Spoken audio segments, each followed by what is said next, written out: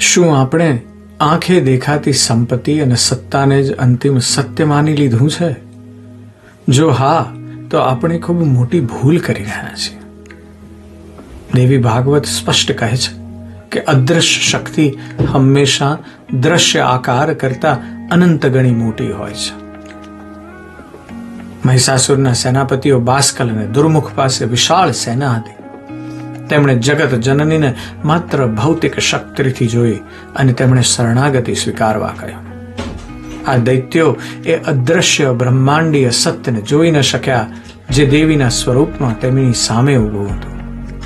પરિણામ શું આવ્યું? દેવીએ પળવારનો પણ વિલંબ કર્યા વિના તેમના અહંકાર અને અસ્તિત્વ બંનેનો રણ મેદાનમાં અંત લાવી દીધો. જીવનમાં જ્યારે પણ તમને તમારી સત્તા કે બળ પર ગર્વ થાય, ત્યારે આ કથા યાદ કરજો. જે શક્તિ પ્રેમથી પાલન કરે છે, તે જ શક્તિ સમય આવે વિનાશ પણ કરી શકે છે. હંમેશા અદ્રશ્ય ઈશ્વરીય શક્તિ પર શ્રદ્ધા રાખો. અને જો તમને આ ગહન રહસ્યોમાં રસ હોય, તો અમારા વોટ્સએપ સમુદાયમાં આવી ઘણી ચર્ચાઓ થાય છે. જરૂરથી જોડાજો.